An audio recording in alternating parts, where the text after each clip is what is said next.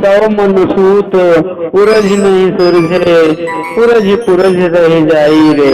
की त्रासदी को भोगती रहती है। या त्रासदी शरीर को सिंहासन मान लेने के कारण उत्पन्न होती है। शरीर नहीं, शरीर ही अमर है। जंजीर लोहे का हो या सोने का, तो जंजीर है ही। जंजीर का काम बंधनग्रस्त करना है, मुक्त करना नहीं। इसलिए इस जंजीर से मुक्ति का यत्न ढूंढना ही जीवन का उद्देश्य है। क्या शरीर और संसार काल का देश है। यहाँ आत्मा का अपना निवास स्थान नहीं है। आत्मा भूल भ्रम में पड़कर शरीर को ही अपना घर समझकर विविध कष्ट और चिंताओं को भोग रही है। अपना घर वहाँ है जहाँ अपने चेतन रूप का दर्शन होता है। आद्वितीय सार शब्द की प्राप्ति होती है। उसी चेतन लोक में सभी चेतन शुद्ध मुक्त आत्माओं का निवास है। शरीर बसेरा नहीं, डेरा है। डेरा की नीति ही है आज ना कल गुजर जाना। फिर इस डेरा के सामान, फिर इस डेरा के फेरा में सत्य को हलाल करना कहाँ की बुद्धिमानी है। डेरा ही बसेरा है। डेरा के फेरा से मुक्त हो जाना ही बुद्धिमानी है। डेरा से डेरा भर का काम लिया जाए तो फेरा नहीं लगता। फेरा तो तब लगता है जब डेरा को हम शाश्वत बसेरा मानने लगते हैं। हम दिन प्रतिदिन इस शरीर रूपी डेरा को संवारने में लगे रहते हैं और यह अपने प्राकृतिक दिन ब दिन खंडार में तब्दील होता जाता है। फेरा यहीं से शुरू होता है। अधम को हम धर्म मान लेते हैं और धर्म को अधम। रोग का नहीं, रोगी का उपचार प्रारंभ कर देते हैं। सज्जनों, काजल के साबुन से काजल की सफाई नहीं होती। भटका राही जिस तरह कहीं दूर जलते दीपक को देखकर अपना मार्ग सुनिश्चित ठौर पर पहुंच जाता है, उसी तरह विरही आत्मा परम प्रकाशक परमात्मा में अपना ध्यान नियोजित कर इस माया मंडल से निकल जाती है और अपने शाश्वत धाम को पहुंच जाती है।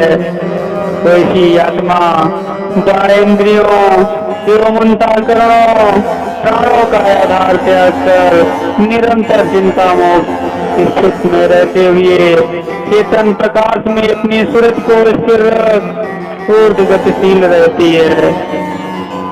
मन और प्राण को ले जाकर इसके मंडल में लय कर देती है। अक्षर रूपी धनुष को तान कर श्रुति रूपी तीर से परम पुरुष रूपी लक्ष्य को भेद करती है। ऐसी जागृत आत्मा एक क्षण के लिए भी अपनी चेतना को लक्ष्य से पृथक जाने का अवसर नहीं देती। वह आंतरिक चेतन स्थित में उसे सदा स्थिर रखकर उसे परमात्मा और अपने बीच के तार संबंध को हमेशा दृढ़ रखती है। पत्थर पानी में नहीं गलता दोस्तों, लेकिन पत्थर की सार्थकता पानी से बाहर आने पर ही सिद्ध होती है। यदि विशाल से विशाल शैल खंड सागर के गर्भ में ही छिपे रहते हैं तो पर्वत संज्ञा का आविर्भाव भी नहीं हुआ होता। हिमालय तथा आल्प्स जैसे पर्वतराज भी कभी समुद्र के गर्भ में थे, तब तो अज्ञात तथा नाम थे। समुद्र के गर्भ से बाहर आने का साहस दिखाने के कारण ही आज वे दृष्टव्य हैं। आत्मा की भी यही स्थिति है प्रिय। आत्मा जब शरीर रूपी सागर से बाहर आने का साहस सामर्थ्य जुटा लेती है, तब परमात्मा या परमात्मा की संज्ञा से विभूषित होती है। जब तक यह देह का एक अलंकरण मात्र बनी रहती है, तब तक उसका पृथक अस्तित्व प्रतीत ही नहीं होता। पानी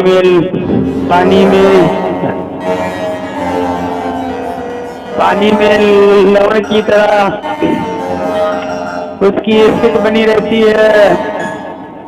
शरीर से आत्मा के मुक्त होने का क्या कठिनाई है? अध्यात्म का यही प्रतिपाद्य विषय है। आत्मा को शरीर से मुक्त कराने के लिए आज हजारों की संख्या में सद्गुरु नामधारी गुरुआ लाखों करोड़ों जिज्ञासुओं को शरीर रूपी संसार का ही सैर करा रहे हैं। योग, ध्यान, प्राणायाम, साधना, उपासना, समाधि तथा नामदान, ज्ञान दान के नाम पर माया लोक में भटका रहे हैं। जबकि सरल एवं शाश्वत तथा तथ्य यह है कि सहज अवस्था में ही सत्य स्वरूप सर्वेश्वर से साक्षात्कार संभव है। सहज का मतलब होता है कि जो जन्म के साथ प्राप्त है, सहजन्म। जन्म में हमें क्या प्राप्त होता है? जब से हमें आत्मा की सहजता तथा निर्दोषता प्राप्त है। सहज की रहनी सहज है, सहज सहज को पार, सहज सहज साधन चले, सहज सहज समान। विभ्रम की स्थिति जब उत्पन्न होती है, तब प्रकृति के प्रलोभन में पड़कर हम सहज से असहज प्रवृत्ति को अंगीकार कर लेते हैं। सहज की प्राप्ति सहज मार्ग से प्रस्थान करने पर ही संभव है, शरीर के प्रेम जाल में फंसने से नहीं। हठयोग, मंत्र योग, कुंभक, प्राणायाम, बंध, मुद्रा आदि अंगों की बाजीगरी है, साधना को उनके सोपान में नहीं। आत्मा सहज रूप से सहज प्रसार मार्ग से शरीर में आई है, वह मुक्त तभी होगी जब पुनः इसी मार्ग से इसका बहिर्गमन हो। यही सहज अभ्यास है आत्मचेतना, श्रुति तथा हृदय परम पुरुष, नित्य चेतन, शुद्ध बुद्ध, मुक्त स्वरूप सच्चिदानंद परम सत्ता में नियोजित रहती है। तब उसका एकता संबंध स्वभावता परमात्मा से स्थापित हो जाता है। आत्मा की सूरत सहज ही चेतन पथ पर चढ़कर सहज स्थल ध्वनि एवं परम तत्वसार शब्द में प्रविष्ट हो जाती है। या स्थित सहज अभ्यास द्वारा सहज ही प्राप्त हो जाती है। सारांश यह है कि सहज की प्राप्ति या सहज अवस्था में संभव नहीं है। चरित्र को नीर, शीर तथा धरागमन एवं मेघ बादल की तरह निर्मल कर देने से सहजावस्था की प्राप्ति होती है, और ध्यान को एक तार देह में आरोपित कर देने से विधेय की प्राप्ति हो जाती है। इसको छोड़कर मित्रों, आत्म मुक्ति के लिए जो भी प्रयास किया जाता है वह नटखेल है, और नटखेल मात्र ही है। माया से शरीर के मुक्त हुए बिना शरीर की मुक्ति असंभव है।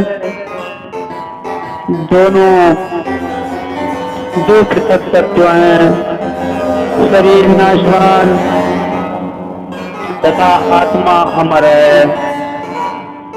दोनों का एक मानना या एकांगीभूत करने का भ्रम ही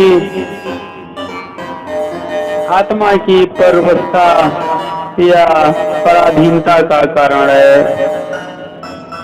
माया मृषड़ा से निर्मित शरीर की माया से मुक्त हो कंचन सदृश आत्मा की मुक्ति का उद्योगी जीवन का उद्देश्य होना चाहिए।